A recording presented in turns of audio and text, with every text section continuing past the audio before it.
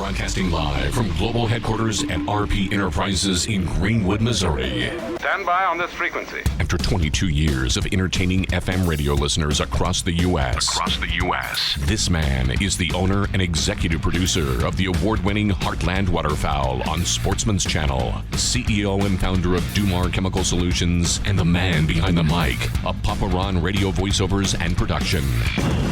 He's the man, the myth, the legend, a global icon, future Nobel Prize winner, and of course he paid me to say all this. Really? Literally.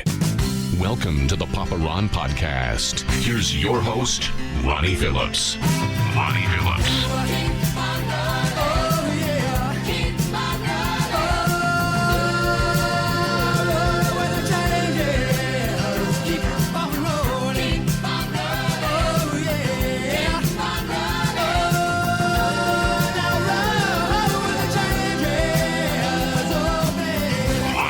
Oh, it's going to be another fun one. I can't wait. Welcome to episode 13 of the Papa Ron Podcast.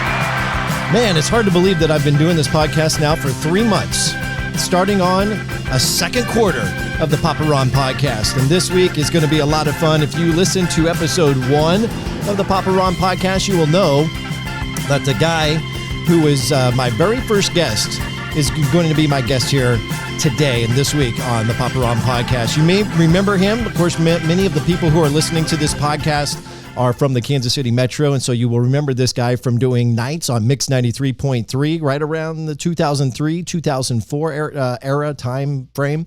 Currently residing in Phoenix, no longer doing radio, and after nearly 3 decades of monumental radio success, my guest left radio to pursue a new path as a podcaster and a mental health advocate. And it's because of content that I noticed that he posted on LinkedIn back in February about his story regarding mental illness.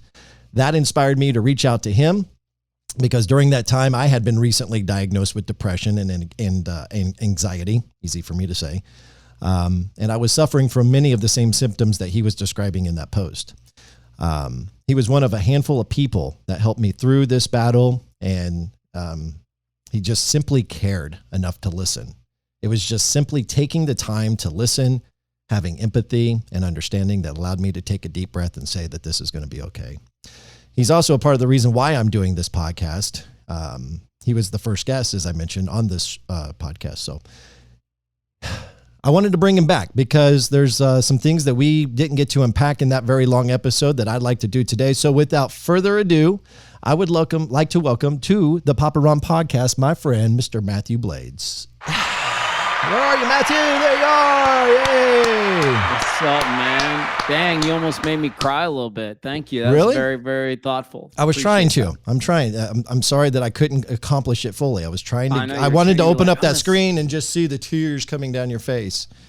Dang it! I came so close. I failed, man. I I cried failed. so much already this morning. I Did you? can't cry anymore today. Okay. No, man. That was very, very, very thoughtful. And you know what I know now, which is helping other people out, talking to other people, listening to other folks, man. That's the medicine. Mm-hmm. And don't kid yourself. No, I appreciate that, and you're absolutely right. Before we get started too far down the road here, I wanted to take just a quick minute because everything that you just kind of touched on right now there is where I'm kind of going with this, and I want to make sure that I'm taking time to express my gratitude to each and every single individual who has reached out with words of encouragement, reached out with praise for this podcast, reached out to tell me, their story and share with me how much that this podcast has helped them because the message has resonated with them.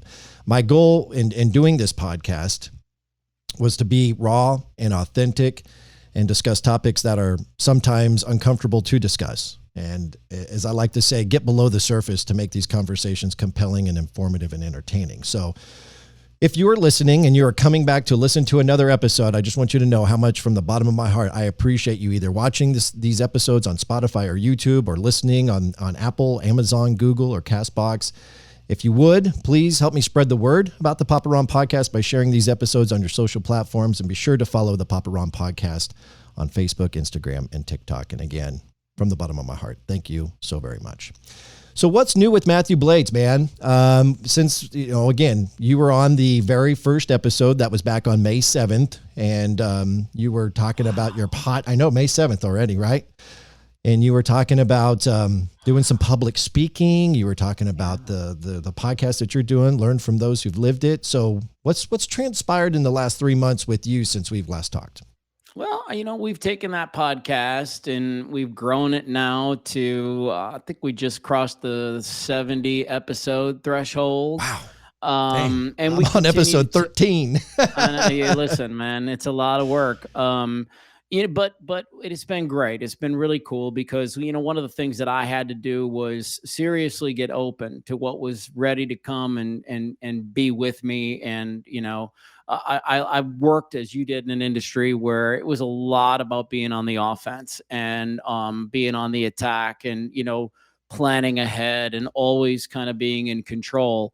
And that only works till it doesn't, right? We talked about that in the first episode. And, so for me, I needed to get open to what was going to start to come my way. And eventually, all these psychologists and cardiologists and psychiatrists and healers and shaman and all these folks started reaching out to me, and they were like, we just love, what you're doing. I learned from people who lived it, and we want to be interviewed. Can we talk to you? Wow. And so what's been cool about it is that we've kind of evolved a little bit, and it's not just the stories, while they're always going to be the centerpiece. We've moved on to really talking to people who are about solutions, strategies. How do I get out of this mess? How can I stay out of this mess? Right? Because that's equally as important as taking off the Band-Aid to expose the wound for the first time. Mm-hmm. And then on top of that, I've come in contact with a couple of dudes, and I wore this t-shirt today on purpose because I thought it'd be fitting for our conversation. What does it say? It's the t-shirt says, "Bad day, not a bad life." Wow, there's perspective. Bad day, not a bad life. And so my buddy Chad, he is a former Army Ranger, and you should have him on your podcast sometime because you have him regularly on your podcast, right? Like every Wednesday? I do. Yeah, I do. Yep. And so that was what I was getting at, was that, I met a couple of guys who are also really passionate about the mental wellness space, and especially in the veteran space, because Dr. Dave worked with the vets for, 20 plus years. And Chad obviously is a former vet, and he's more into like alternative therapy. So for folks who have tried, pills, and they've tried talk therapy and they just don't seem to be getting any headway, and they're ready to try something different, whether it's meditation or TRE or, flat out, you want to take ayahuasca, right? Like the gamut. Ketamine is what he claims saved his life. And I have every reason to believe him because of the stories that he shares with me. So we've also blossomed out into trying to touch that veteran community just a little bit. And I've just been going in and speaking to companies, man. I mean, that's really what I have been doing the most now, is just getting into various companies, whether there's 10 employees or 50 employees, and just helping folks understand that if they develop that self-care plan for themselves, they're going to, the best version of them shows up every day. And if everybody collectively does that, what is the potential of this building? And you know the answer to it. It's unlimited. That's incredible, man. And that's just really transpired over the last 3 months, or was this happening before you and I met on May 7th? I think I was laying the foundation for some of this stuff to work, but none of it looked like it does now. When I first got started in this journey, it was a lot about like trauma, and I wanted to help people through their trauma. And then, I quickly realized that some of the stuff that, you and I have talked about before we got on this podcast today is like, it is important to share the stories. It is important to talk about the despair. It is important to talk about the dark moments, but it is equally, if not more important, to talk about the solutions and strategies and growth mindsets that we need to get in to get out of it and stay out of it. And so while like I said, we started thick with the stories and everybody telling us what had happened to them. Now I'm trying to morph that podcast a little bit more into the hope of the podcast, and trying to make sure that theme is the most present in the podcast. And so it's been interesting, man, just to kind of see where it goes. And I remain completely open. It's like I'll get a text message or an email or a phone call, or somebody emails me and say, you have to meet this person. And I just trust that the world is sending me somebody I need to meet. Sure. And I literally approach the meeting that way, right? It's like, I can't wait to see you. Who are you? Let's meet. Why are we supposed to be together? I mean, it's that kid energy that you talk about, that you have to bring back into your life, about just that excitement, because as you well know, when you're not feeling really good, man, boy, the smiles, they just don't come around as often. No. And all that you just said is a great opportunity to transition to what I was about to say next. You are a radio professional. There's no doubt about it. On today's show, I definitely wanted to talk about being uplifting, and you and I had talked about this when we, you and I had been talking about, hey, let's do another pod together. And I had a spot here where I thought it was a good fit for you to come in. And I couldn't stop thinking, all right, like, man, a lot of these podcasts and these episodes I've been doing, they're informative, they're compelling, they're interesting, but man, they can get dark.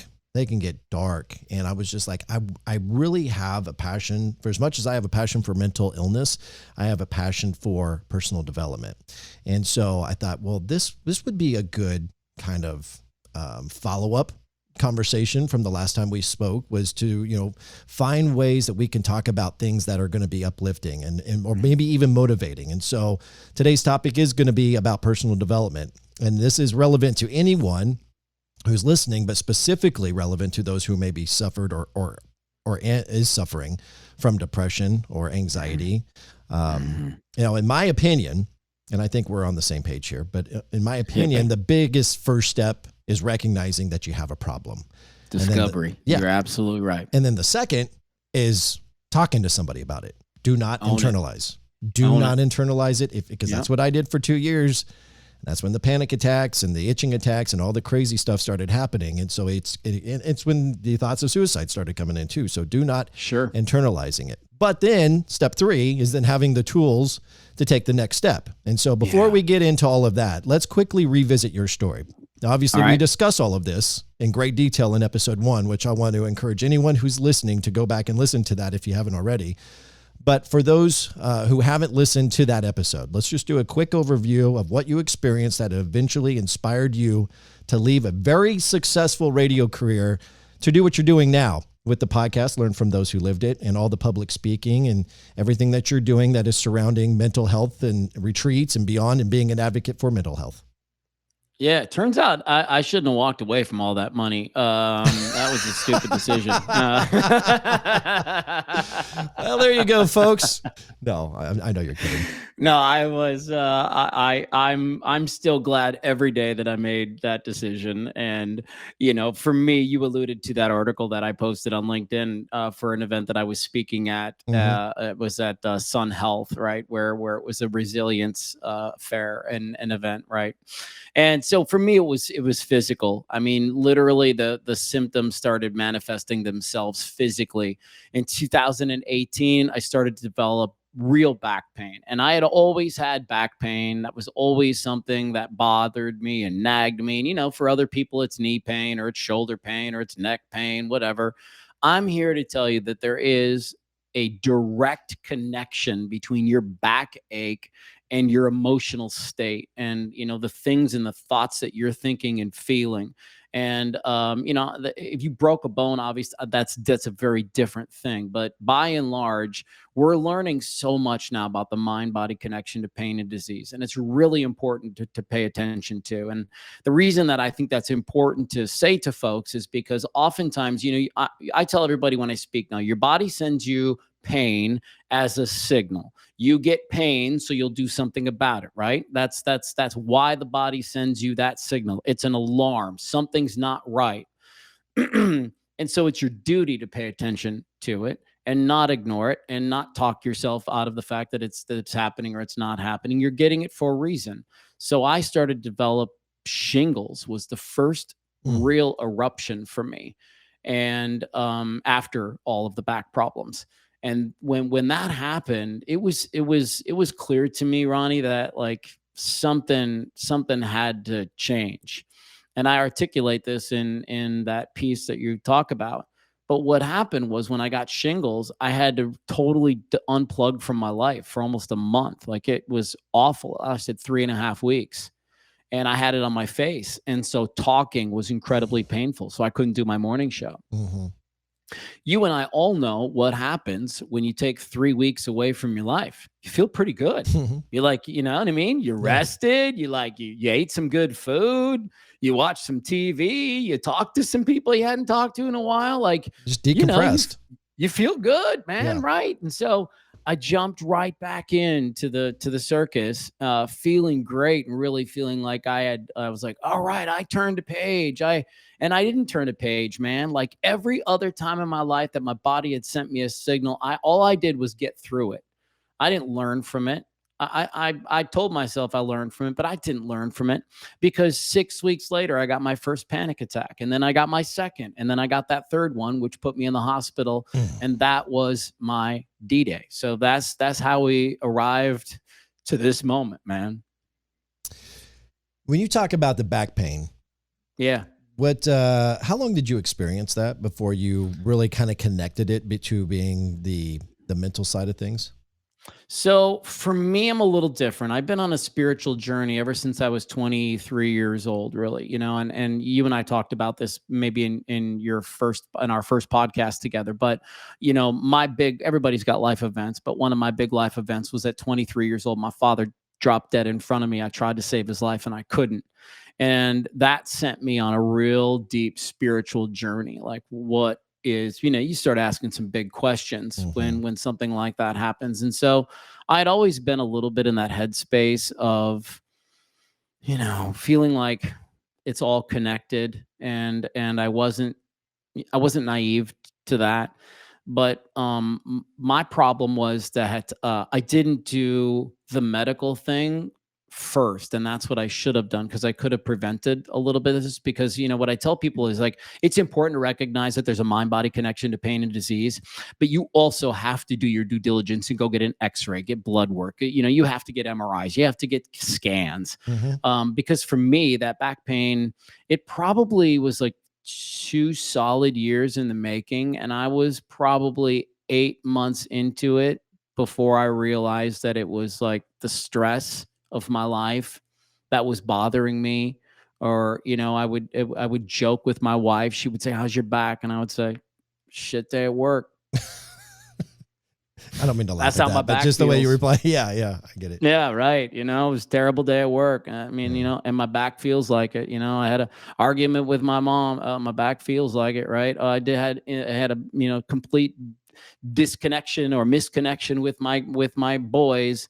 My back's inflamed, right? And all the while, you know, my body was kind of screaming at me to start taking care of myself. That's just the truth. I had done what so many folks do, which is pushed myself to the curb, man, and the wayside, and did the thing that you and I have talked about 100 times, right? And a lot of parents can resonate with this. It's like you get kids, and so much of your world becomes about them. You really start to not worry about yourself, and then you can do a real dangerous thing, which is to kind of get so far back that you don't even really think you matter anymore. Right. And, you know, that's when the wheels really can start to come off. And so today, I think if I have a goal, you know, when I talk to you, it's like, let's say something that helps somebody understand why it's going to be so critically important that they jump the funk out, right? Get out of the funk. It served you long enough. Now it's time to set the suitcase down and keep walking without it. It's so funny that you mentioned the back thing. I remember you having that or bringing that up before, but I guess I probably forgot it as quickly as you said it. But, you know, saying it again reminds me, you know, we're both tall guys. I'm just under 6'5". You're probably right around there, aren't you? 6'3", 6'2"? 6'3", yeah. Yeah. You're 6'5"? Just on, you know, I was measured at 6'5" in high school. Damn, man. It's possible for people to shrink, and I have. I know. Listen, I got a little shrink too. I think I'm probably 6'2.5" now, but I was always 6'3". Well, I remember seeing you back in the day when you were, you know, you were opening day at the K and all the radio stations. Yeah, right, there. right. It's like, he's a tall guy. Anyway, I say that all to say that I often blame, or was often blaming, my back pain on being a tall guy with poor posture. But in this process of everything that I've gone through, I've thought, maybe I have poor posture and I've got some other things going on there too. So anyway, I just only bring that up because it fits and it's relevant, and I connect with what you were saying there. So people need to know, right? Our bodies are designed to release when we have an event. So if you've got stress in your life, you're going to release oxidative stress in your body. And I'm not a doctor, so I'm not going to talk high level at all, right? But let's just like think about it like this. You have this moment and there's a release. Think of all these particles, they just go somewhere. And if you don't kind of do something to take care of it, yoga, meditation, whatever your process is to deal with stress and that kind of thing, that oxidative stress goes somewhere. And all too often, what we're learning now is that it goes to those areas where it can make it worse, right? I mean, that's just the body's magnificent and evil all in the same breath, it seems sometimes. But it's just a great truth that I believe people need to talk more about, because we're seeing it now, right? We're seeing so many people that have gut issues. It's everywhere. Everybody's got gut issues. You don't have gut issues, you have mind issues. Now, don't get me wrong. Some people literally do have Crohn's, or they've got celiac. Like those are real things. Yeah. But for so many of us, it's the stress in our life that is causing that direct. I mean, they're the same thing. And I don't know, here's another guy you need to have on your podcast, but Dr. Berselli. This guy's unbelievable. Have I told you about him? I don't remember hearing about him. Dude, so this guy's unbelievable. He said one of the most magical things to me that I never considered before, because I'm not a doctor. He said, listen, back in the day, when doctors started becoming a thing and science was starting to become a thing, what they did was they got together and everybody took their department, right? And so it was like, okay, you're going to be the brain doctor, and you're going to be this, the stomach doctor, and you're the lung doctor, and you're the heart doctor, and you're the bone doctor, and you're the skin doctor. And what the disservice that happened there is that we all grew up starting to disconnect our bodies, and we think of our bodies as separate entities, and they're not. They're all one thing. And Dr. Berselli is this way of putting that, where it's so powerful because it helps you tune in on really the power of one, you, and just how you can live your life that simplistically. You're just one being. It's not separate. That's not a separate ankle strain. That's causing pain everywhere. I mean, you're walking different because of it. You're thinking different because of it. You're agitated because, there's a ton of things that are happening because of that thing. It's not separate in and of itself. We're just all one big old thing. Yeah. No, really. And I just think it's important to say. It is. It's very important. And, I can break it down to something even more simple. I will say this. I thought it was interesting how you were kind of, when you said you were joking around with your wife about how your day was, and you're like, well, the back's telling me it was pretty shitty, right. It's kind of like hearing my grandpa or my grandma back in the day, like, well, it must be getting ready to rain because I got arthritis and it's really flaming up today, It's so true, man. Some people just feel it like that. But this is going to be a little graphic and gross, but when you talk about the gut health, I remember, I can't even believe I'm going to say this, but dude, I pooped in a basket to find out what was wrong with me. So you got something worse. This is my point. That's my point. Is like, are you taking healthy poops every day? Like, and not you in particular, but I'm asking, like, if you've got the squirts, if you got loose stool, like, you might want to be reevaluating. It's not only what is it that you're eating, but what is going on in your head? What is the stress? What is the level of anxiety or depression that you're going through that's creating you to have a poor bowel movement? So Papa Ron is right. He's not wrong. He is absolutely right. You got to look at your poop. It's not there just to look at, see if the corn was digested correctly. All right, we're moving on. We're going to take a quick break, but when we come back, we're going to start to discuss the first steps in personal development. But before we do, we're also going to bring back Ronnie's Radio Rewind. Yes, buddy. Yeah, we're going to show something what it sounded like back in early 2000s on Q104. And we're also going to break into some old Mathew Blade stuff later in the show. It's up next on the Papa Ron Podcast. Stand by. Attention. You're listening to the Papa Ron Podcast. Get involved with the show. Wow, really? Ask questions and leave comments or complaints. Woo! Nice. Call or text 816-558-6389. That's 816-558-6389. Now back to the show. Here again, your host. Yes! Great! Showtime. Ronnie Phillips.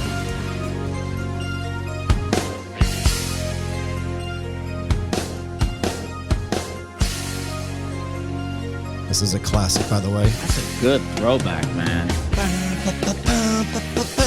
Okay, anyway, welcome back to the Papa Ron Podcast. If you want to do me a favor and check out this website called paparonradio.com, there you're going to find everything that is involved with this new venture of mine. It's more than just a podcast, now offering voiceovers for a variety of needs, commercial production, MC services, even radio station voice tracking. I'm back on the radio, Mathew Blades. Are you really? I'm back Somebody on asked the me to be back on the radio last week. I said, I don't know. And so you didn't say no. You said, I don't know. Did you say no? Yeah, you're right. You're right. Did you say, I don't know? I said, I don't know. Yeah. So you're still thinking about it? Even when I was exiting radio, I said to my inner circle, I said, I envision a way for me to get back on the air, but it just won't look like that. Like I won't go back to, I don't think it would ever go back to commercial or music radio or something like that. It would be different. I would want to do, I told everybody for what I envision is, Dave Ramsey, right? Sure. So Dave Ramsey is financial health. That's at the end of the day, that's the Dave Ramsey show. And I want to do that for mental wellness. I'm going to have that show for mental wellness. And so I'll put it in Dave Ramsey terms. Dave comes on, he gives you good tips. He gives you good advice. He takes a lot of phone calls. He helps those people out. He helps people that are broke as a joke, and he helps out millionaires. Right. But all the while, Dave Ramsey is fine-tuning your financial health. And I am... my big dream for learn from people who lived it is to become that vessel. And so eventually, yes, let me throw it under the world. I would love to have a syndicated radio show. I'd love to have learn from people who lived it, be syndicated. And it would be all of this stuff, man. It would be thought leaders coming on, interviews with real people, tune-ups, good information, but by and large, just helping people execute the best version of themselves. When you tell that story, all I could think about was the young lad that I was who wanted to get into radio. And, every part-timer who gets into radio, their first the first time they really get behind the board is pushing the buttons on Sunday morning syndicated shows, the press and the commercials in between there. So if you're looking to get into radio, you might be pushing buttons for Mathew Blades that's coming to a radio station near you in the future. That is so funny. Anyway, listen, I would take it. I was lucky enough to be syndicated one time in my life, and I enjoyed the hell out of it. It was a lot of fun. That's really cool, man. Well, to move on, Papa Ron Rewind, Radio, baby. paparonradio.com is where you can find more information about that. And proudly now voice tracking a radio station in northern Missouri, Carrollton, at 100.7 KMZU. All right, so I know it's kind of fun. It's a lot of fun. I'm not gonna lie. I'm having fun doing it again. But the cool thing about doing radio in that capacity is it's kind of on my terms, and I'm my boss, and I don't have to go to any program director to say, hey, can I get my vacation time raised from 10 days to 14 days this year? Right. So anyway. Man, 14 days. I had 6 weeks in my contract.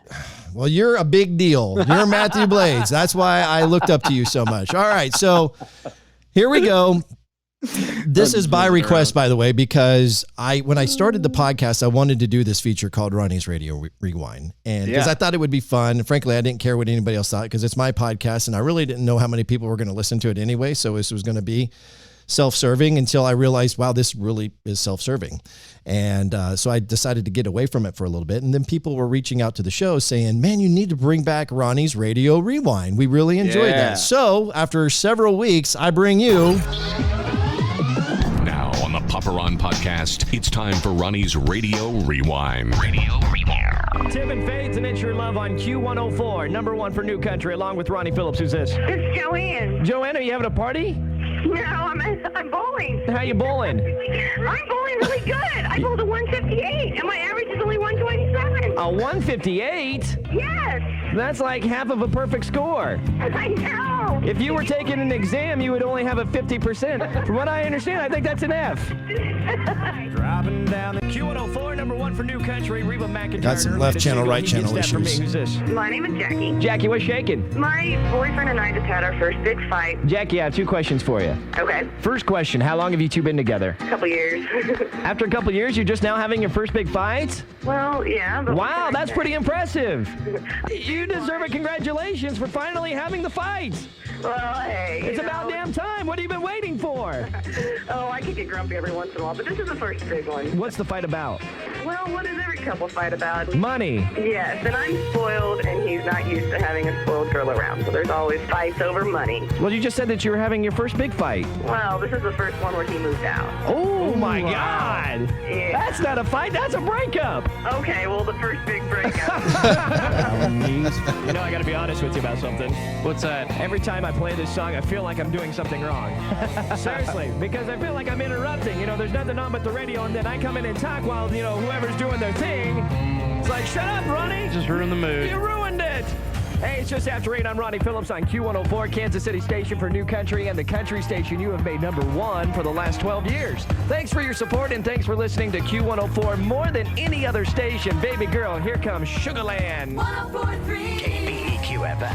104 Kansas City. Toby Keith on Q104, number one for New Country. Hi. Hello, is this Shotgun? Who's this? My name's Katie. Hi, Katie. I'm Ronnie. Oh, it's Ronnie? Yeah. No, Shotgun already went off there. Why is everybody so disappointed when I come on the radio? Oh, I'm very happy about you being on the radio. Well, thank you. Now I feel much better. What can I do for you? I wanted to know when the next Kenny Sounder was. When I play it? Oh, you can't say a time? Nah, I can. Please? We'll be doing it the next time I play it. Oh, you're so helpful. Katie, you don't hate me now, do you? Well, actually, I'm kind of beginning to, but... Well, I don't want that. I'll tell you, I'll play it before 9 o'clock. Keep listening. Thanks. If you want to... Amy Daly, I Would Cry on Q104, number one for New Country. Hello. This is going to be kind of weird, but it's by Reba. It's the one where she's talking about fancy. You know which one I'm talking about? Well, you got a thing for a hooker? Well, actually, it reminds me of when I was 11 and my mom used to put me out on the corner and turn tricks for work, bringing that. So, What? rough, you know. No way. Tough childhood. All right, I'm living large now. I moved to town. And now you're a pimp, aren't you? Exactly. I went back and bought the trailer park and burned the mother. Chance to get qualified for the Kenny trip coming up in moments. Hang on. Are you guys going to be giving anything away anytime soon? All right, Ronnie's Radio Rewind. Thank you very much. Oh, applause, please. Thank you. Yes, thank you. In studio crowd. That's good, man. It's all right. I like that. You know what? There's a few things that hit me during that rewind. Number one, somebody called you while they were bowling. That never happens anymore.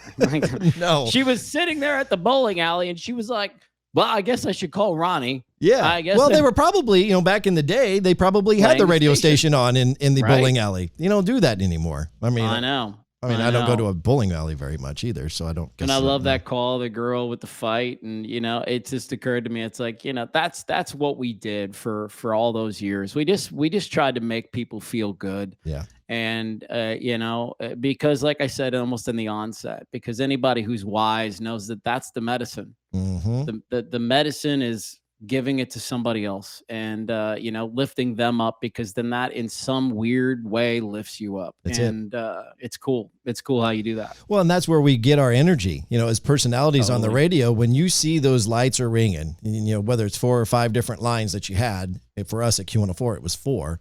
Yeah. Unless that one line down below rang and blinked, and then that was the hotline, and you didn't usually like to see that one ring. But if those lines are ringing, then people are listening, and that whatever content that you're putting out there, it's getting them excited for the most part. I mean, you could talk about something controversial, I guess, that would get people fired up. But when you have that energy, that positive energy that's coming through the phone, and it's inspiring to want to continue to pump the energy back out through their radio speakers, right? And so that's what I miss about radio, because I guess I've been out of it for 10 years, so I don't know if it's the same. But whenever I do listen to the radio, you don't hear phoners anymore. You don't hear people calling in and making requests. Those days of radio have long passed us by, I believe. It's so different, and truthfully, I mean, you're not wrong about any of it. But and really, what contributes to that is you have such a large section of that workforce now who voice tracks, and you have an even larger group who voice tracks in places they don't live. Well, I mean, you're a great example, right? Like you track in a station that in a town you're not even in, 2 hours away, and totally. And so, how are you going to have interaction with callers? How are you going to be able to record phone calls? You need live radio to have interaction. And that's the piece that's disappearing. And listen, the audience recognizes it. The audience is run like hell. And people talk about how healthy radio is, and I think at the end of the day, they're picking their facts and figures, because the audiences are getting smaller and smaller. And, only in certain markets is radio still relevant. It's unfortunate, right? Because you and I both got into it for the love of the game, and because I wanted to be a community leader who brought people together, who made people feel good, who made the people around me a little bit of money, made myself a little bit of money, so we could all just, have a great life. Right. And there's enough places that have unplugged from that philosophy, and that's all right. That's we can evolve, but let's not keep calling it the thing it was, because it's not that. It's anymore. not the same as it was. It's a different thing. Well, sure. there's and people can they have so many other options to get their music today. Where before you got in your radio, or you got on your car, and you turned on the radio. That's where you got your music. If it wasn't a CD, it was your radio. Now with smartphones and all the different apps that are out there, you can get music from a variety of different places. But it is fun to go back in time and to when, we were, as personalities, having a good time doing a job that we love to do, listening to the music that we enjoyed listening to, and bringing those smiles. And anyway, it's a fun little feature. We're going to dive into Mathew's radio rewind here in just a little bit. I got to set this up. Well, we're not going to do it right now, but if you want to set it up now, you can. We'll set it up. We'll set it up later. Yeah, we'll set it up later. All right. So Mathew Blades, who resides in Phoenix, Arizona, formerly of Mix 93.3 in Kansas City, is my guest in episode 13 of the Papa Ron podcast. And we've already discussed several times how Matt and I were able to reconnect. And he just got done kind of giving us a quick overview of everything that he went through that inspired him to leave radio to get into, basically, I would almost call it mission work. It feels like it's mission work. It's like just this overwhelming desire to bring advocacy to the issue of mental health.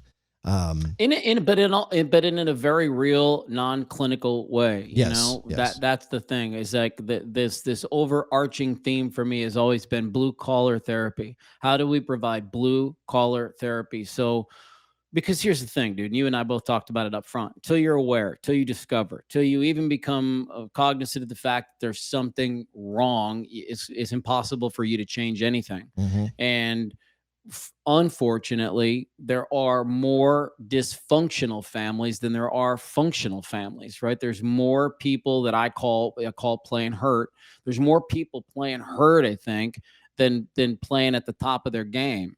And that's the piece I want to help people. That's that light I want to turn on for folks to say, it doesn't have to be like this. Do you know that? Like, it doesn't have to be like this. Right. I think you think it does, but it doesn't have to be like this. It doesn't have to be like this, or like that. But I think where people get hung up on it is they need somebody to tell them that, because they're so low that they don't know any better. They don't know any better. Yeah. They don't know any different. This is where they're at. They feel trapped. They're overwhelmed.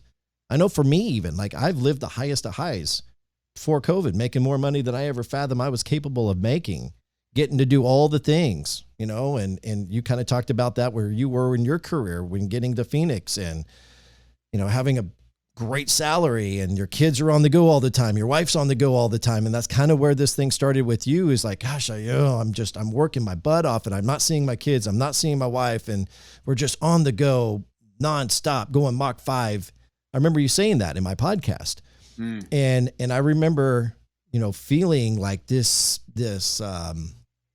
sense of failure after the COVID thing ripped away that income that I was making. And I was to a point of just feeling so trapped in my own head, because there was this psychological warfare where I was playing with myself that wouldn't allow me to be able to see how to get out of this hole. I knew it was possible, but I just didn't know how. And part of that problem was because I had been internalizing it for so long. You know, me reaching out to you or somebody else, well, what are they going to think of me if I'm reaching out and telling them, like, you know, I've gone mental, you know, like all of the things. And so that's why I feel like it's so important to convey to anybody who's in that trap, is that you got to talk about it. And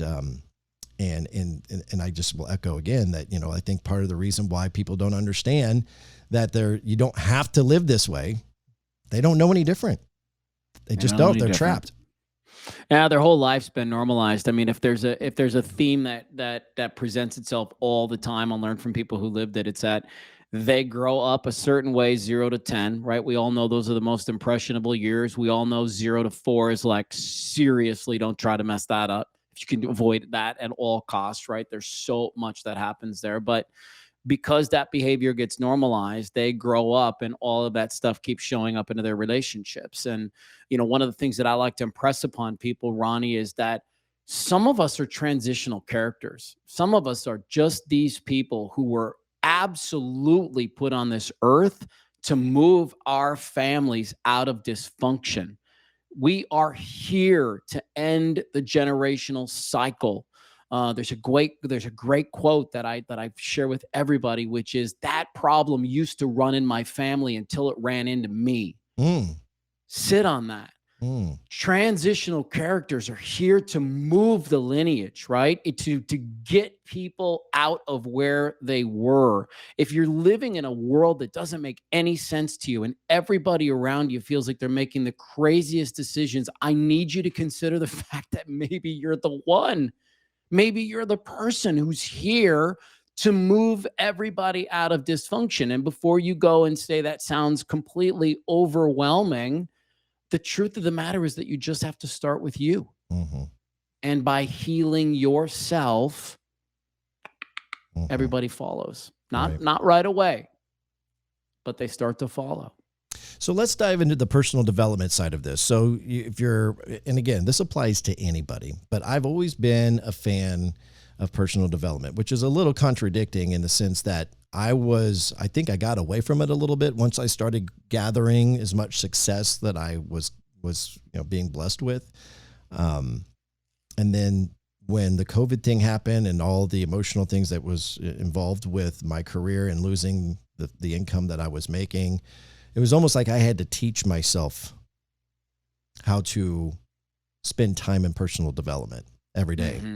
And it was something that had become just a part of who I was. It was like a body part. This is what I am. This is what I do.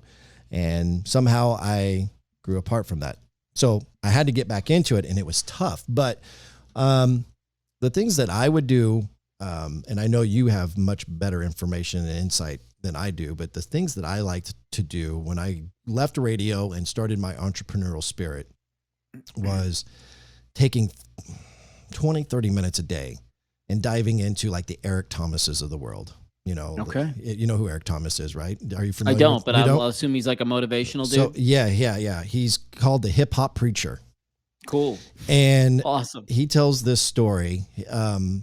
Well, it's a great story, but it's a quote that I have kind of lived by. When you want to succeed as bad as you want to breathe, then you'll be successful. So imagine you have asthma, and imagine you're having an asthma attack, and you just, where's my inhaler? What is it? All I want to do at that particular moment is get some air. But when you want to succeed that bad, that's when you're going to be successful. Anyway, he's got some great content out there that would be very motivating. It was all part of me starting my day on a positive note. What is it that I could do to get my day launched in the right direction? And so it would be gathering content from him, Tony Robbins, any of those guys out there. But there's other impactful ways to start looking at yourself and finding personal development to get you out of the funk that you're in, that hole that you're in. Now that you've recognized it, you're talking to people about it. What are the steps? What are the tools that Matthew Blades would suggest in taking that third step into healing and getting down the right track again? Well, there's a couple of things that come to my mind, and they're both just true of my journey and probably true of your journey. I mean, obviously, discovery is first. You have to become aware of the fact that there's a problem. But here's another real truth that I think is got to be talked about more: is that you cannot heal without relationship. If you're so deep in your own stuff, it's going to require the services of somebody else to help you get out. You need relationship. You need to, and you and I both talked about it when we were in our dark days. You really isolate.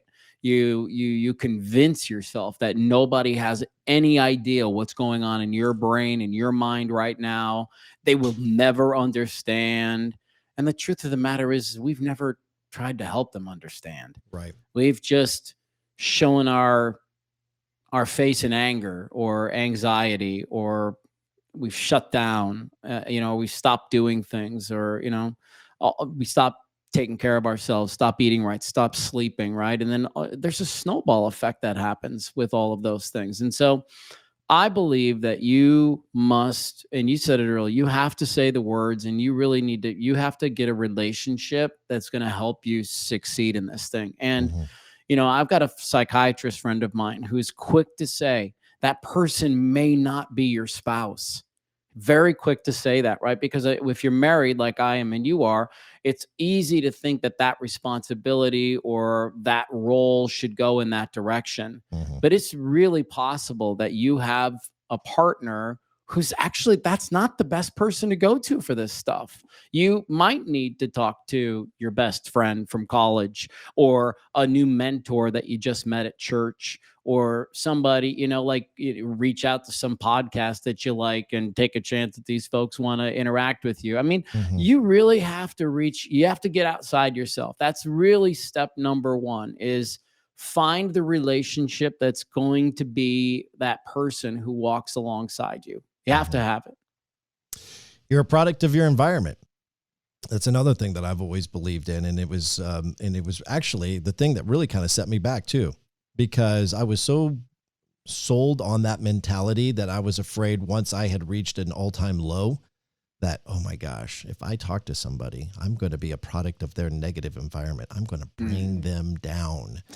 Right. And oh my gosh, look what I learned about, being in a toxic environment, leaving that, being in a positive environment, and how much that lifted me up and inspired me and was the catalyst to much of the success that I had had. And now I've hit a rough patch.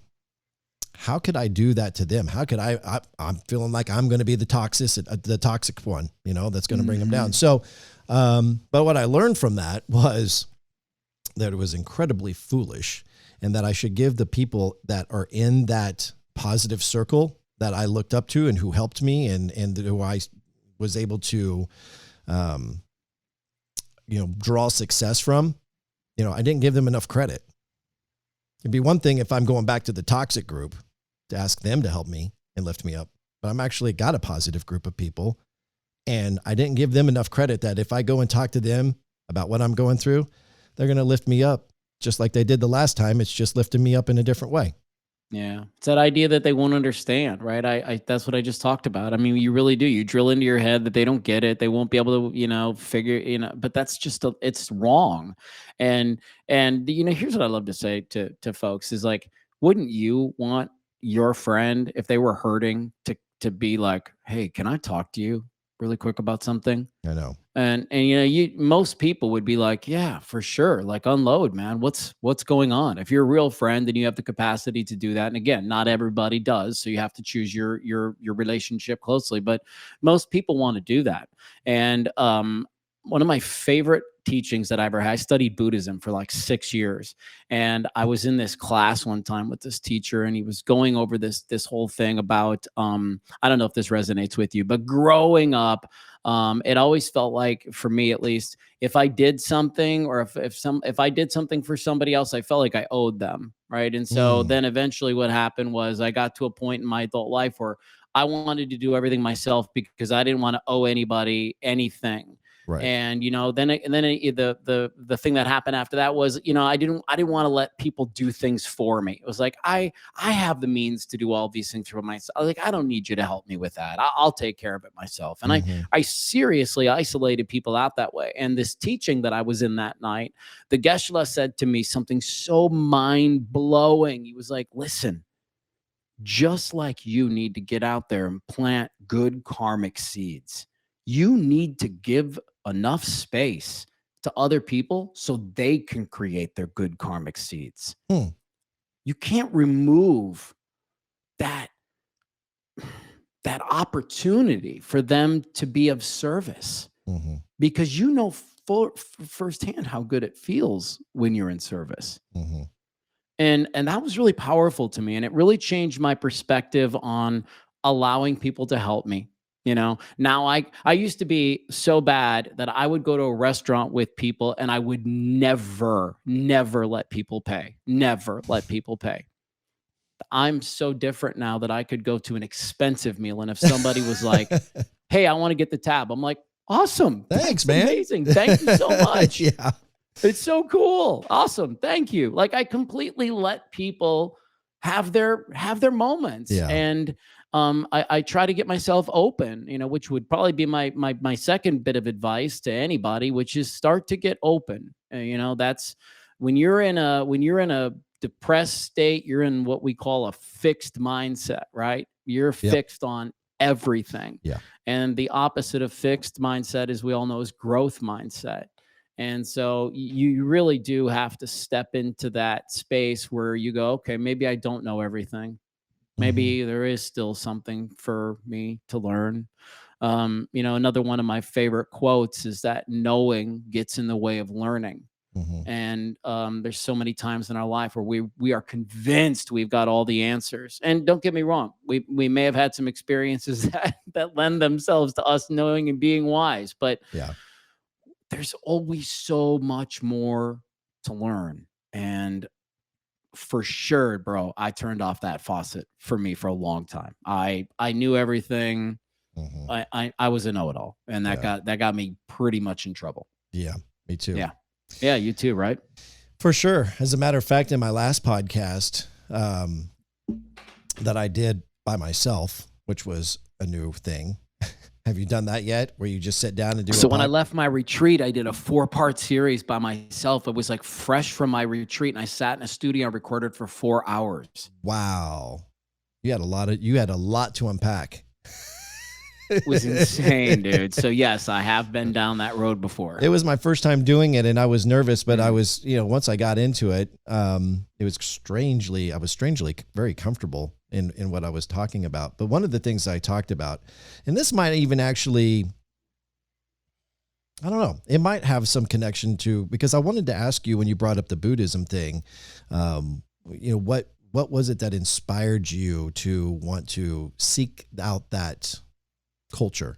That's a great question. Yeah. And we can get into, I want to get into that actually in just a second. But one of the things that I've always been a man of faith, but maybe have lost my touch of faith, or I lost my consistency in practicing the relationship. The relationship looks different. 100%, 100%.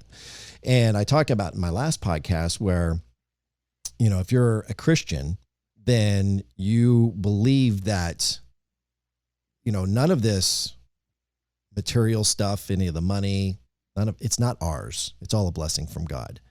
And I think that I got wrapped up I know I got wrapped up during that time of the highest success that I've ever had financially was, look at me.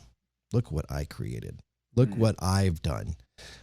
Granted, I worked my ass off, and God put out opportunities in front of me to capitalize. But I never stopped and took a second to say, thank you. There's, So I feel like this is kind of a touchy subject because, some people are believers and some people aren't. And I'm not ashamed of my beliefs, but I do believe that. I do believe that there was a part of me that maybe was not humbled, and I was narrow-minded and all in on thinking that I had created this all by myself. And I think that I am being humbled a little bit by our Lord and Savior, and to saying, hey, these were all blessings, but all of this ultimately is not what's going to get you to heaven.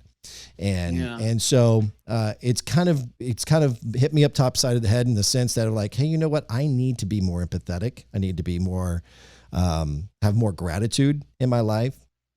Gary Vaynerchuk, who is another person that I like to draw inspiration from, he talks about all this all the time. Gratitude and empathy.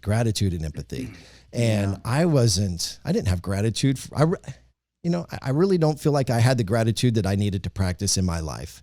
And so I transitioned from there to kind of, maybe get your insight on what did inspire you to practice or to learn more about the Buddhism culture.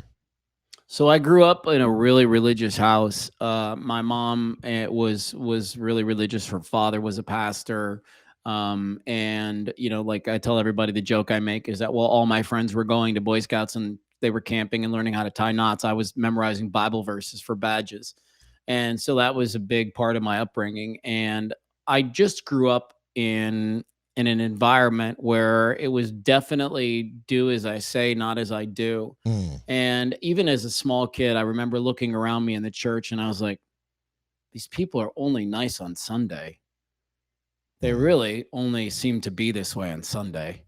And pieces of it just didn't connect with me. Right. And so as I got older, and again, we stopped going to church when we were teenagers. And so it never really was a thing that I had to deal with until a little bit later. And probably most of that came around the time where my dad died and I had that big experience. Right. But I turned into this, like, I had always felt this innate sense of spirituality, no question about it. I'd always felt a really deep connection to the earth and a seriously strong connection to people. Not everybody has this gift, this ability, but and you may resonate with this, but I can feel people's energy when they walk into a room. And there's a lot of people who can't do that. There's a lot of people who somebody comes in the room and they're like, huh, what? Who's here? Right? I can feel that energy the moment it walks in the room. Within seconds, I've got the vibe, and I can just feel how somebody is. And so I kind of forgot what were we talking about right before I was getting into this. Oh yeah, and so I'd always felt that real connection to spirituality, and I wanted to tap into it a little bit more because as I got older, parts of the Christian faith just didn't resonate with me. And again, it's all based on my experience, right? I think religion can be beautiful. And at its core, when you really get to the words written in red, if you will, like there's beautiful things that are being said there. But what is another truth is that almost every religion is saying almost the exact same thing with different language. And I just thirsted for more of that knowledge. I thirsted for like, well, if we're all going to heaven per se, I grew up having that talk to me. I was like, well, what happens with the people that like don't believe in this? Like, where do they go? And, I just had like weird questions like that. And I wanted to find out more. And the truth of the matter is that almost all of the religions have their heaven state. They do. They all have their heaven, and we have to get away from like who's right and what fits is maybe the best thing to go with, because you may have felt some of this. I think that if you don't have faith or a little bit of spirituality in you, it's easier to be lost. There's a certain grounding effect that can take place when you have a belief. Wouldn't you agree? Yes. Yeah. So that resonated. I like that part. And so that's what got me interested in it. Inevitably, I ended up not or setting it down rather. I learned a lot over the 6 years, and I learned a lot of really good lessons. And some of the stuff I still think about and practice. I would say I'm way more in the space of reincarnation, and that's probably the differentiating factor for me and a lot of people in my own family and my own circle of life is that differentiating piece. But it was cool, man. It was a good fun journey to go down that road and learn just a completely different language almost, and really develop that earthly connection to what's happening in and around us, because like our bodies are just one. I just really believe that we are all just one too. And it's tough right now. It's a tough sandbox that people are playing in, but I hope that we can get back there. And the key to getting back there is to work on yourself. Yeah. Love, man. It just comes back to loving one another and empathy. And it's one of the things, like I said before, is just, I think I got a little self-centered. I think you kind of talked about that where you were a know-it-all and you got the world figured out, right. and then you were humbled. And I think that I was there too. And so the new version of Ronnie Phillips, I want the success. I want to be able to get back to where I was financially. Of course. And I'm going to work like hell to get there because I want to succeed as much as I want to breathe. But I want to do it in a different way. I want to be able to recognize where my blessings I can give to others. I want to be able to, and I was good, I feel like, for the most part of being, what's the word I'm looking for? I would donate a lot to, I would contribute, like if there was you felt like you were giving back. I was giving back financially. But was I doing it because was I doing it for the right reasons? That's all right. Time, treasure, talents, buddy. Don't ever lose sight of that. The 3 T's matter. And so I think that, I'm excited for in my journey, for whatever it's worth talking about again, is that I wanted a new version of that. I wanted it to look different. I wanted to, be able to look at necessarily like, hey, this is the successful ring that I want to be in, but that doesn't mean that I need to ignore what's happening outside of the successful ring. Who are the people that are struggling, and who are the people that don't know better, and who are the people that need to be lifted up?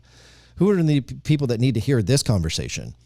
Sure. And it's really kind of all of this that I've gone through has kind of opened up my eyes to that, because when you feel useless and worthless and lost, it is awful. It is awful. And don't get me wrong. It's not like I was homeless living underneath an overpass, because I wasn't, but I might as well have been, because that's how worthless I felt. I mean, I had all the blessings. I still had somewhat of a career with the TV show that paid me a fairly modest income, but all of that, all the material things didn't take away the feeling of loss and darkness and uselessness and worthlessness that I felt. Mm-hmm. Yeah. Well, you just, you strive for more, man. And so many of us do. Listen, not everybody's into personal development. Most people feel like they're doing okay. Mm-hmm. But those that are keyed into it and tuned in, those are our people. Those are our folks. And those transitional characters, man, those are my people for real. And if some of that speaks to you, let's talk, because I'm so passionate about that idea that you're the person. You're the person responsible to move this thing out and end the shit that you grew up hating. Yeah. Like so many of us grew up hating certain things. Stop them. You're the adult now. Make the conscious decision that doesn't happen anymore in your family. Right. And man, that's the real stuff, man. You put your wind in that direction, and now all these little frivolous things that used to bother you, they're gone.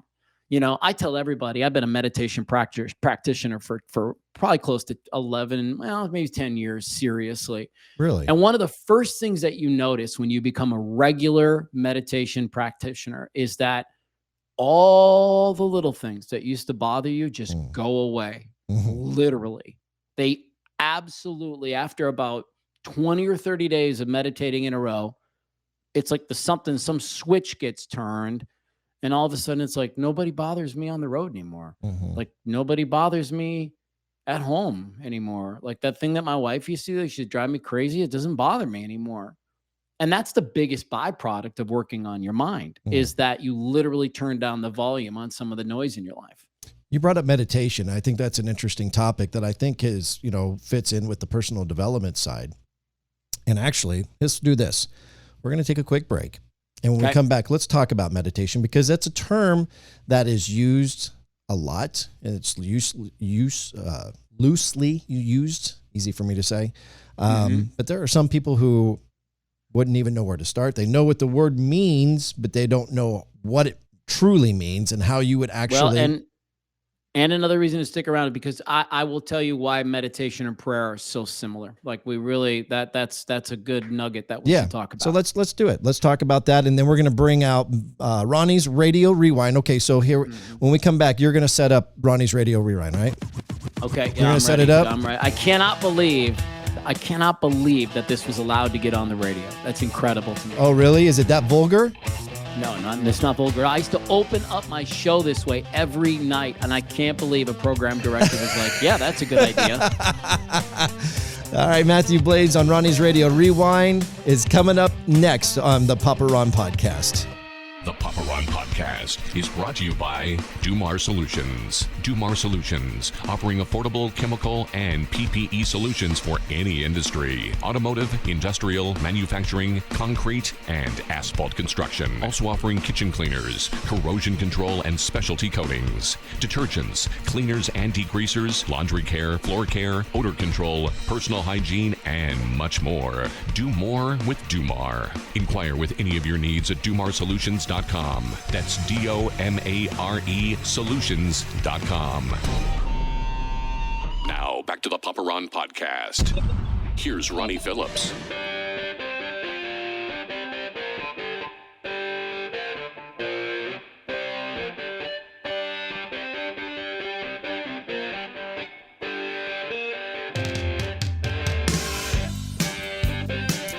I was one time a world champion air drummer. I was gonna say, do you used to play the drums? Yeah, the air drum I did. Every comeback. I was a pretty good drummer. I was. I'm really good on air drums. My father-in-law is a really good drummer. Is he? And he still plays in a band, the same band he played with when he was in his hippie days back in like his 20s in Oklahoma. Really? They still play. Do they have content on high YouTube? School reunions in his small little ass town that he grew up in. Do they have content on YouTube? I want to check it out. Hells no. No video. Are you sucking up to your father-in-law? What's that? Are you sucking up to your father-in-law right now? No, not at all. He's a cool dude. I really like him. I really. You said he was a good drummer. Man. Is he really a good drummer? Oh yeah. Okay, absolutely. Cool. Oh, dang it! I wanted to see some video on that. Yeah, I'll find some next time. Yeah, see if you can find some of that. I'd like to check that out. All right, here we go. Now on the Papa Ron Podcast, it's time for Ronnie's Radio Rewind. This time with Mathew Blades, set up the bit. Okay, every night I used to love audio production. Okay, I would sit in the studio. This is no joke. I would sit in the studio for 3 and 4 hours at a time and just get into a total flow state. And I would produce these massive show opens. I would take clips and drops and music, and I would repeat things and I would reverse things. And I just loved creating these show opens. They became so much of like who I was. And I used to have them all in these little cart decks, right? Which look like 8 tracks to anybody who doesn't understand. In the radio world, you call them carts, not 8 tracks. That's right. But they basically look and act the same way. And I loved producing these things. But what's so fascinating to me is, I don't know, 20 years ago or so, we switched to the PPM format, which is how radio gets rated. And a lot of really high quality research came back from PPM, which basically stated like you have 8 seconds to get somebody's attention. Yep. And if you can't hook them in 8 seconds, you're going to leave. And this rewind that you're getting ready to hear, there is so much wrong with it in the PPM world. I'm going to tell you, I'm going to toot my own horn. I'm going to say the production quality on this thing is incredible. Okay. So what year would this be? And then was this in Kansas City or DC? Where were you at here? I think this was in Kansas City. Yeah. So it would have been 2002 or 2003. So the PPM stuff didn't really start until about 2006 or 7, I thought. Am I wrong with that? No, you might be right. I Yeah, don't no, know. it was after the fact. That's what I mean. Like Oh, we were gotcha. still in the Arbitron diary world gotcha. where we didn't get this kind of feedback that we couldn't see people punching out, and and so it's amazing to me that anybody would sit through these 55 seconds before I said one single word. All right, here we go. Oh no. Am I going to be able to do this? Hang Oh, on a you sec. might not be able to. Oh, shoot. That sucks. There's got to be a way to do this. There's got to be a way to do this. What am I doing wrong here? I can do it. You ready? Yeah, if you can do it, play it back on And your then you end. can edit. You can edit yourself later. Okay, share system audio. Stand by. All right, where are we at? Don't go anywhere. We can take all this out. So when you were editing and doing all this producing, one of the things that I loved, I was the same way. I loved to be in the audio production stuff because when you got past the cutting and taping and wax pencils of reel to reel, we were using the digital, editing stuff. Were you doing this like in what back then was called Cool Edit, or were you using it in you were using 100%. Cool Edit? So I use Saw a lot. Oh, okay. You remember Saw? That Mhm. program? Yeah, I was in love with Saw. Are you ready to play? Potentially. Can you see that this is a thing? Can you see that WAV file? I can't see anything. No. All right, stand by, because that's what we need to do. I need to get over there. There we go. Boom. All right. Are you ready? Play it. Oh, it's right here. It's not playing. But It's I not see playing? But I see something on your end. Here, I gotta add it to Oh. I gotta add it to the stream. Try it now. It's not playing, Matt. Oh, I'm so bummed. No. Okay, listen. Here's what we're gonna do. Doggone it, I've screwed this up, but that's the authenticity of doing a podcast. So I think I know how I can fix this. Let's dive into meditation real quick. Okay. So while you're doing that, I'm going to try to download this file and I'm going to try to put it on one of my hot buttons here on the Rodecaster Pro, and then we can come back and listen to it again. So meditation, a lot of people, again, this plays in with the personal development topic that this podcast is supposed to be about. And you had talked about previously before we went to break about how the little things that were huge things to you began to just kind of roll off the shoulder. And meditation is what helped you with that. So kind of dive into what meditation is, what you do when you're meditating for those who know the word but don't really know what it really means. Yeah, well, I think I think meditation and prayer are one of these things that we can start to link a little bit, because they both improve your decision making. They both improve your outlook on life. And so I hope that people don't get too hung up on words, right? I know that, I do a lot of work in schools and they won't let me use the word meditation. I have to use the word mindfulness or purposeful breathing. Okay. Because some people just, it's probably due to the fact that some people tie it to religion. So what I like to say is work with your mind.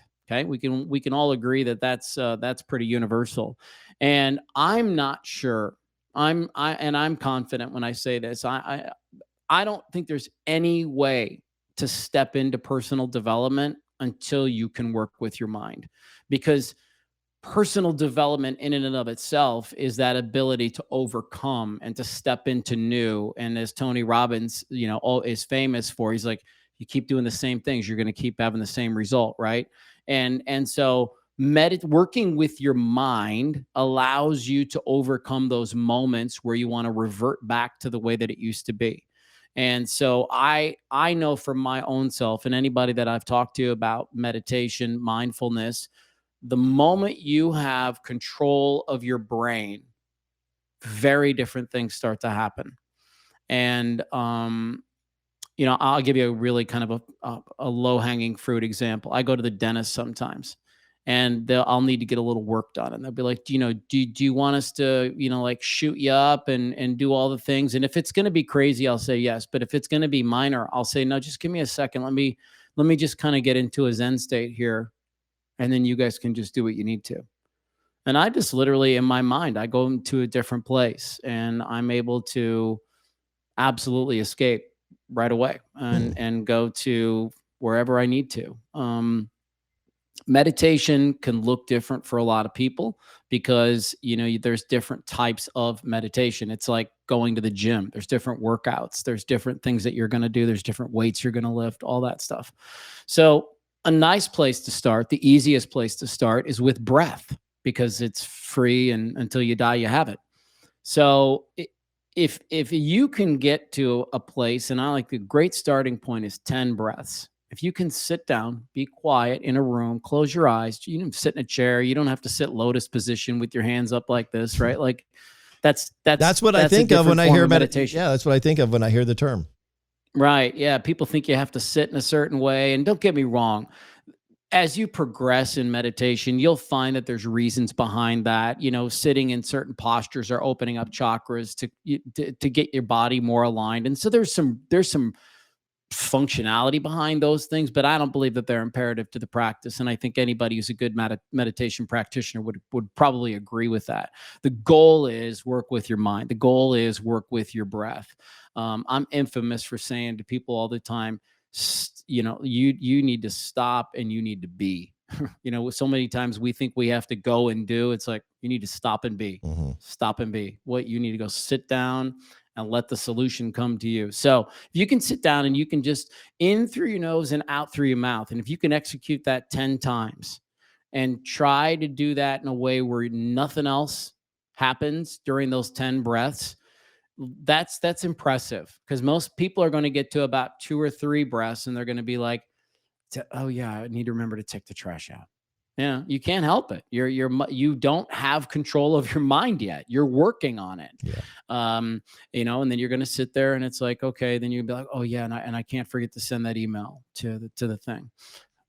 You know what I mean? That's what your brain does. It gets busy. And so when you meditate, when you get with the breath, you're going to slow those thought processes down and you are going to be able to really, truly receive. We talk about getting open, and that's how that happens. So that's one version of meditation, is to just be with your breath for 10 breaths if you can do it. Navy SEALs actually all the time they do this 4-6-4 type of breathing exercise, right?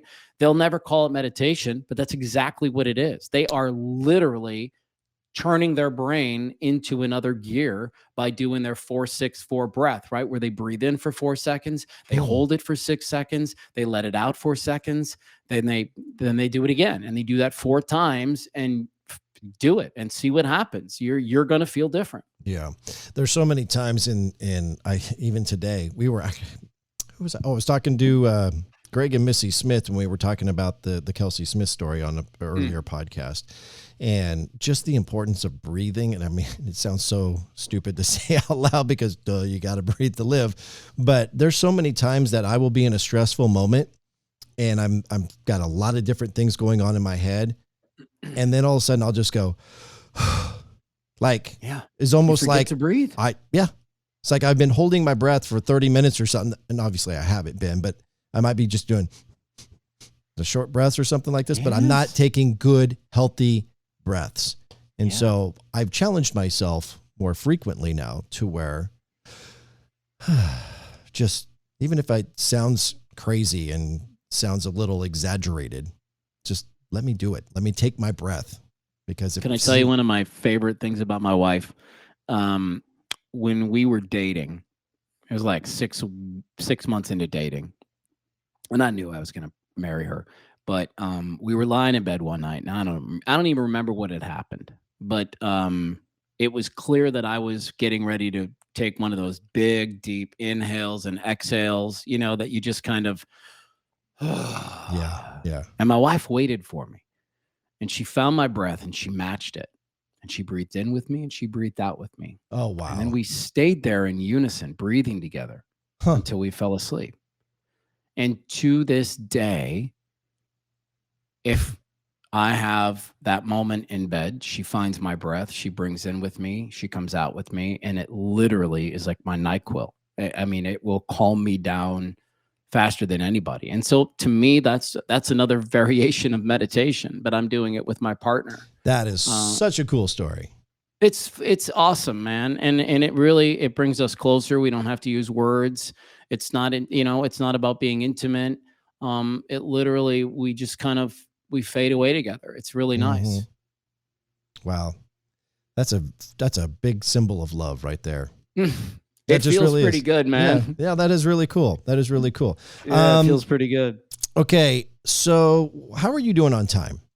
I'm good. I've got 15 more minutes. Okay, so we're going to use at least 10 of it. I definitely want to get into the bit because I got it saved here and I'm ready to fire that here in just a second. Okay. But I feel like Cool. we're on this path of personal development. And we've only got a few more minutes to discuss it. Is there any other things that you did when you were on your journey and you were kind of going through all of the stuff? And I remember you in the first podcast talking about how you were just, you didn't have any capacity for anything or any BS. And you were just frustrated and you just hated life. And you were just, why am I continuing to do this? I remember those words coming out of your mouth word for word. And then as you're going through the panic attacks and the shingles and all of the things, and you're starting to kind of recognize where you're at, was there something that you sought out? Maybe we talked about medication. Obviously, you've got 10 years of experience doing that, but is there anything else that you were doing or any content that you were going, like I talk about going to Eric Thomas, Tony Robbins, or some of these motivational people that have a lot of content on YouTube, or even today you can get it on TikTok or Instagram or wherever. Did you have anything like that you would seek out to kind of help get your day started? How would you get your day started on the right path? What was the plan that? Well, I think while I was in it, never did it work out that way. You know what I mean? There were no days that felt like they were getting started on the right path. And then that's inevitably what took me to the place. But I will tell you that in the spirit of personal development, the overwhelming thing, if you will, that unlocked me, because you know this, and you and I talked about it in your first episode. When you're depressed and you're real anxious and your life doesn't make a lot of sense, it's pretty easy to feel like you're in a room and you can't find the doors, or you'll find the doors but they don't have knobs, or you'll have the knobs but there's like some deadbolt that, you know what I mean? But that's how I illustrate that to people.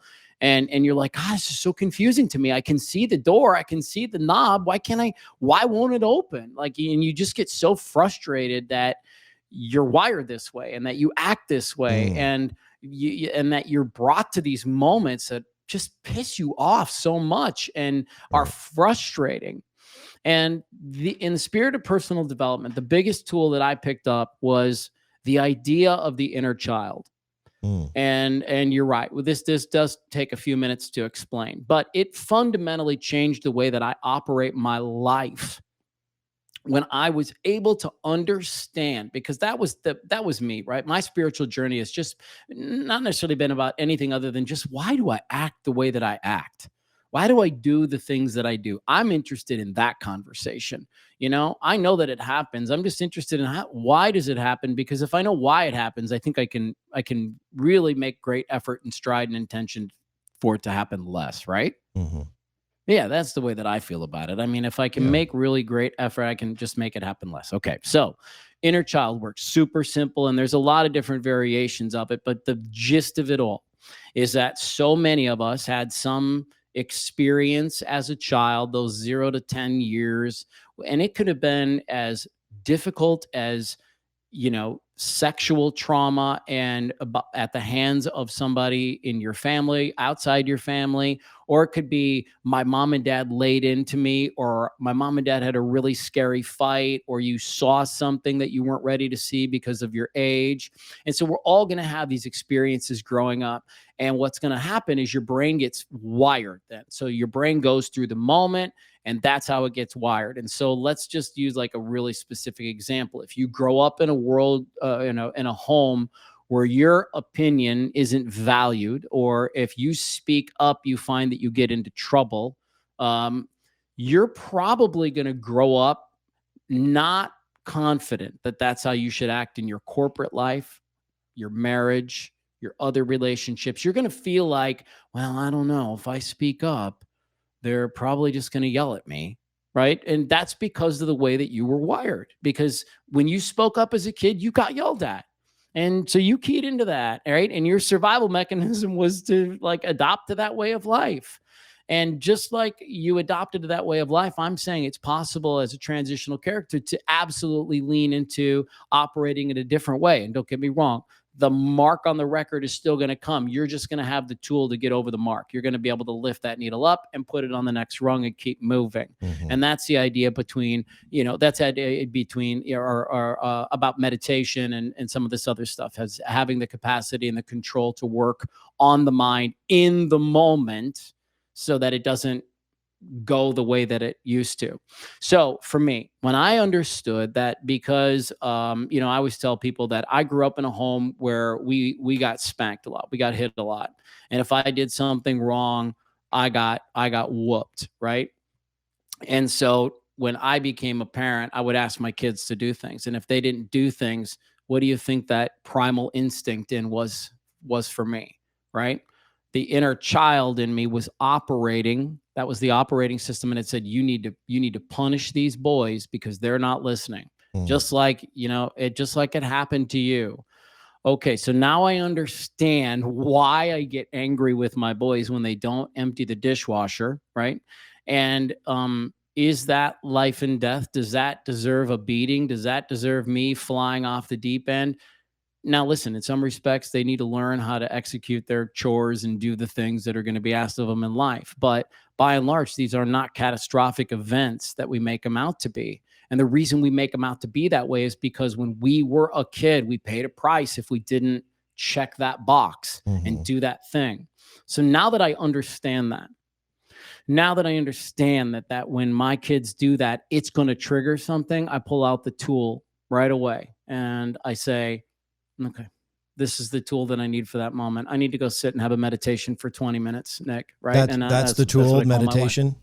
So I'll go have a meditation. It's one of my most powerful tools is to go and sit and do a meditation. It absolutely, just to excuse myself from the moment and go. I also like going on walks. And really the thing that I said at the beginning of the podcast is probably the tool that I use the most now, relationship. I don't have the relationship with my wife where she's the person I pour into for this stuff, right? My wife and I have a great relationship, and there's a lot of things about us that are big wins, but she's not the person that I can go to and have deep, dark discussions about my innermost feelings and that kind of stuff, right? It's just not how she's wired. I have a couple of friends and people that I reach out to now for those things. And it's changed my life because what was frustrating was going to her, wanting to talk to her about it and not getting the thing that I wanted. Right. And finally my best friend said to me, he says, like, kind of sounds like, you expect her to act a certain way. And I don't know if that's fair. And I was like, first off, screw you. And, but really he was right. At the end of the day, it's our gig. At the end of the day, it's our responsibility. Can I hit on something real quick? Cause I know your time is limited. Can't you, like your friend saying that it isn't fair to your wife? Can we say that also, that it isn't fair to our parents, or it isn't fair to me as a parent? Because then we're asking for parents to be perfect. Yeah, it isn't. No, we all listen. Everybody has their capacity, right? There's no good, there's bad. There just is. And that's the thing about the inner child thing, right? So when I went through that whole exercise, and like so many people, I've been carrying that bag, right? I've been carrying that anger, that feeling, that operating system. The inner child work allowed me to say, I don't have to carry that anymore. And so I literally did an exercise 3 times over where I went and revisited myself in that younger stage. And I can be more descriptive if you want. And I literally talked to that child, had a conversation with them, and was able to make peace with how things were going to be moving forward. Wow. I know. It's deep, man. It's some deep shit. Well, there's no way around it. I guess when I sit here and I listen to this, I mean, I know that there's challenges and I shouldn't say, there's challenges, but there's mistakes that I've made as a parent. And I know that my parents would probably say the same thing. Their parents would probably say the same thing, but when I think about like to the level of what you're talking about, it almost feels like And your situation have been a lot more aggressive. And so I got to be careful how I go down this road. But like the things, I have a hard time like putting a lot of the stuff that I'm going through or have gone through on my parents because, you talk about that inner child operating system. And I don't know that necessarily some of the things that I went through was a product of how I was raised. How would you, I know our time is short and so we can listen, it's a fair question. Right. And I don't, and here's the thing, right? The thing that I needed to set down was the anger piece, the blame piece, the bottom line is our parents have the capacity for what they have the capacity for. And it's a really important exercise, especially if you have generational crap in your family lineage, to almost do that lineage tree. Mm-hmm. And, I'm very quick to point out that, my mom was young when she had me. So was my dad. He had just gotten back from Vietnam where he had seen his buddy get his head blown off. There were real things that were in that relationship as they had a young child who had some medical issues with a foot, was really hyper.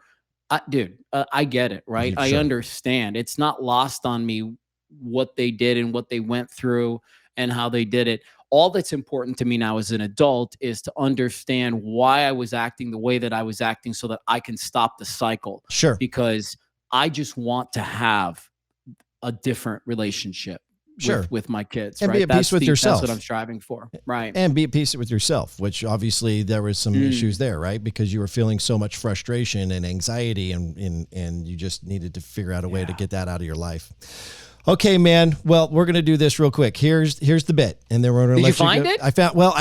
I pulled it up and I put it on a hot button. So this is from 2000, what'd you say, 4? We think 2002, 2003. And I just really want you to key into the high production value. Here we go. Downloading. Mix. Hello. Night shift. 93.3. Good evening, ladies and gentlemen. The Mathew Blades radio program. We listen to our music at night, thus spawned the title of this program. The Mathew Blades radio program on Mix 93.3. Hi, can I talk to Matthew? This is Mathew. Can I just say that you crack me up? Go back to the sex.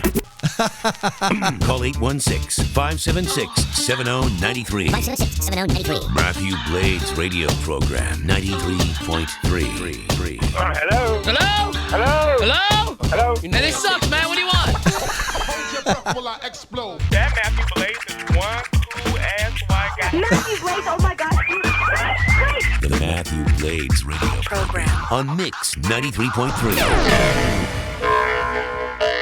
Dude, with the countdown.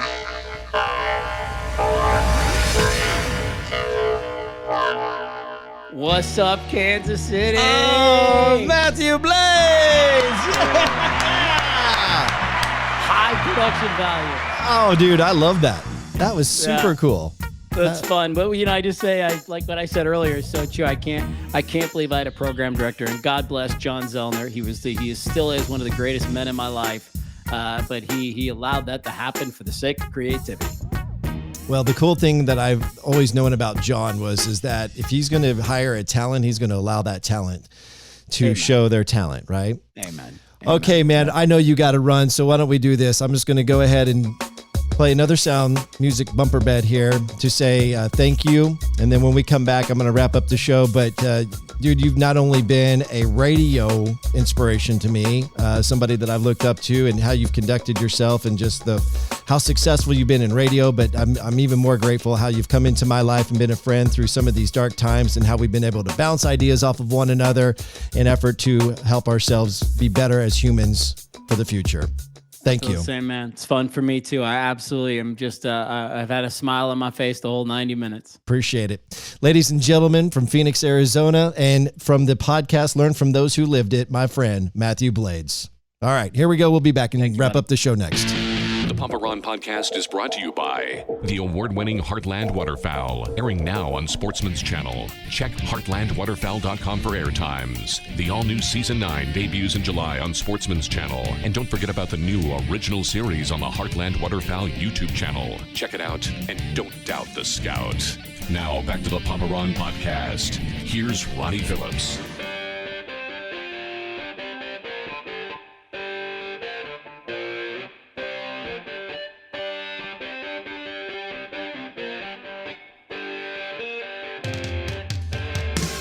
All right. The Heartland Waterfowl is out on the air right now on Sportsman's Channel. I encourage you to go watch it, airing 5 days a week, 52 weeks a year, and a brand new season on the air right now. You can catch it at Central Times, by the way. You can catch it at 2 o'clock in the afternoon on Tuesday, 8:30 in the morning on Thursday, or 1:30 in the afternoon on Saturday. Again, a brand new season airing right now. It'll re-air through the end of the year. And you can also catch a brand new original series of Heartland Waterfowl on the Heartland Waterfowl YouTube channel. So be sure to get online, hit subscribe, hit that notifications bell so that you can follow anything and everything that is happening with Heartland Waterfowl through the new production of Season 10 on Sportsman's Channel. Next week on the show, I'm going to have a good friend and owner of Dell's Power Sports in Grain Valley on the show. His name is Kyle Spencer. He will be in studio. I'm very interested in Kyle's story. From an entrepreneurial point of view, he has made some interesting sacrifices in his life, and his family has made some of these sacrifices with him to put him in a position to have success to the level of which he's having it now, to owning now Dell's Power Sports and even in creating an extension of that brand. I've also am very proud to announce, and hopefully we'll be able to announce publicly on this podcast, Kyle and I have partnered through my company, Dumar Chemical Solutions, to create a really cool, awesome product for power sports, for UTVs, ATVs, motorcycles, dirt bikes, so on and so forth. I would love for you to tune into that show next week. We're going to talk about Kyle's life, and we're going to talk about this new product that he and I were able to develop together for retail. Also want to thank my boys Dakota Thurn, Quentin Verlinick of Marathon Media Management for always being a big help and inspiration to this podcast. Rick Hunter in Tucson, Arizona. Rich Donovan in San Francisco. Thanks for the production elements of the show. And thank you again for watching or listening to the Papa Ron Podcast. You've been listening to the Papa Ron Podcast. If you enjoyed this show, hit subscribe now and tell your friends on Facebook, Instagram, Snapchat, TikTok, and other social platforms. To participate on the show, leave a message with your comments or questions by calling or texting 816-558-6389. That's 816-558-6389. Until next time, thanks for listening to the Papa Ron Podcast. Papa Ron Podcast.